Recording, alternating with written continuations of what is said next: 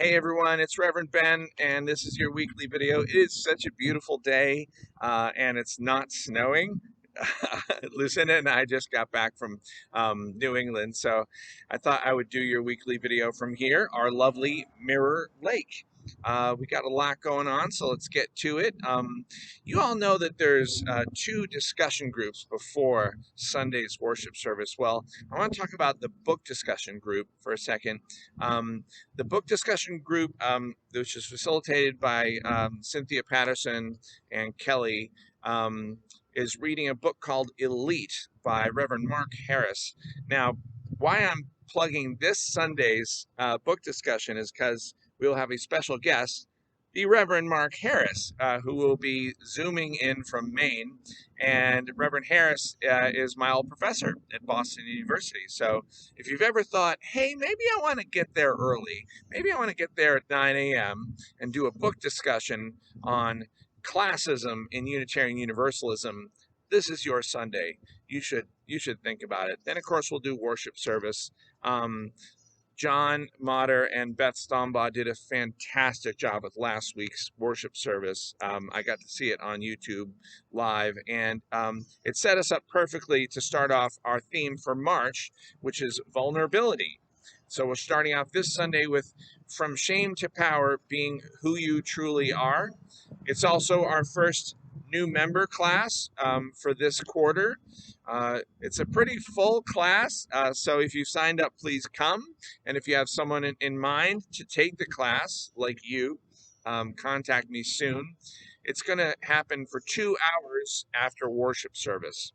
There are several Mingles events coming up, and tickets for those will be on sale this Sunday. And we're beginning our annual giving campaign. You're going to be hearing a lot about that over the next few weeks, so please be thinking about what you would like to pledge for the next fiscal year. Finally, we had an Article 2 and 8th Principle educational session last night here, and we're going to have that again next week on March 8th, which is also International Women's Day. That session will be at 2:30 p.m. in Conway on March 8th. More and more kids are showing up for RE, including teenagers, yay for that, and young parents. And guess what? That means we need more RE volunteers. Now, we want to especially ask folks who are not parents. Traditionally, the parents who bring a kid, then they take a turn volunteering, and that's fine.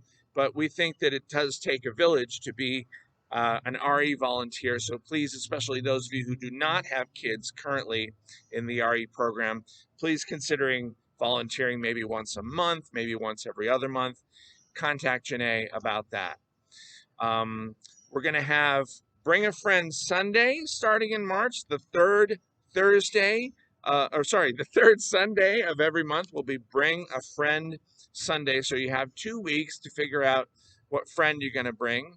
And then that same day, we will have a session that we're co-sponsoring. The session will be by Karen Lieberman, and it will be at Temple Bethel. But since that's not till March 19th, I won't tell you too much about that for this week. I will close with some words from the essay collection Braiding Sweetgrass by Robin Wall Kimmerer. We don't have to be complicit with destruction. That's the assumption that there are these powerful forces around us that we can't possibly counteract.